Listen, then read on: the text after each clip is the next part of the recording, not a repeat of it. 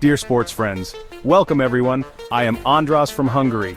It's the middle of the ski season, so I'm going to tell you another interesting skiing story from 1972. Back then, Hungary was also experiencing harsh winters. The first snow fell in the middle of November and didn't melt until April. During the winter there were several huge snowfalls, so in the mountains around Budapest the snow layer sometimes reached up to 1 meter thick.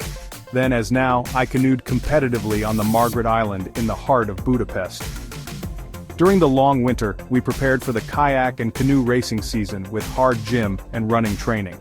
Part of the preparation was also downhill skiing, as there was a great opportunity to do so on the Szabadság mountain very close to Budapest. We were spoiled.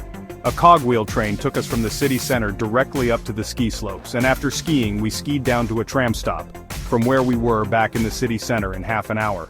These were ideal conditions. On that particular day, a weekend in December, we met our coach, Antal Hajba, at the Cog railway stop. He had won the World Canoeing Championship on 10,000 meters in 1966 in Berlin. He was an extraordinary man with an innate flair for all sports. He was also Hungarian champion in wrestling. He made me love sports. He loved skiing as much as I did. He spoke 3 languages, Russian, German, and English. I speak the same 3 languages. I always wanted to be very similar to him. To make it, I just need to win a world championship. Everything is still possible. But we're off the subject. As I said, we boarded the cogwheel train with our coach and the other athletes, which took us from the city center to the top of mountain, about 500 meters above sea level. On the way, we joked around, teased each other, and had a good time, so the half-hour ride passed quickly. It was beautiful winter weather, with sparkling sunshine and temperatures of minus 10 degrees Celsius. The ski slope welcomed us with 50 centimeters of powder snow. There were no lifts at the time, so after sliding down the 400-meter slope, we had to walk up. By the downhill way, our coach, whom we nicknamed Tonio, led the way, pulling the turns beautifully. We, the athletes, stumbled and stumbled, trying to follow him. By the end of the day, we could ski a little bit better. However, Tonio figured out how to climb back to the top of the mountain after the downhill run. We had to run back in ski boots with skis on our shoulders. That way we could complete the running training in one go. We were not too happy about this, but the coach's word was our bond. One thing was for sure, we weren't cold. That was the way our day went. We had nice downhill runs on the way down and hard running on the way up. It was about 4 p.m. when it slowly started to get dark. Our coach said that training was over and we would all ski down to the tram stop and meet there. We had to ski downhill about 3 kilometers on forest roads covered with powder snow. I was the last to start at the end of the line. I tried to keep up with the others, but I was tired and falling behind. It was hard to control my skis in the deep snow. Fog was descending on the landscape and it was getting darker. Suddenly, as I came to a wider forest road, I heard a wailing.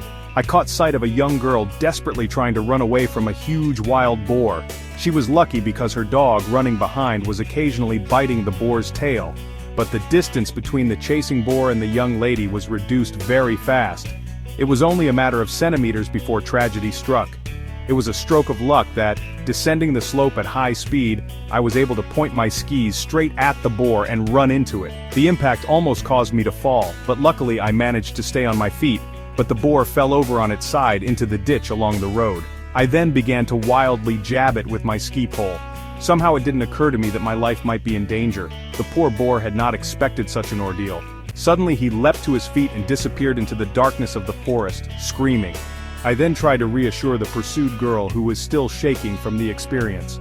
I hugged her gently, perhaps a little longer than I should have done, for I could see that she had calmed down completely, and her eyes were sparkling with joy. Then we introduced ourselves. It turned out her name was Andrea and she was walking her dog. She told me that nothing like this had ever happened to her before.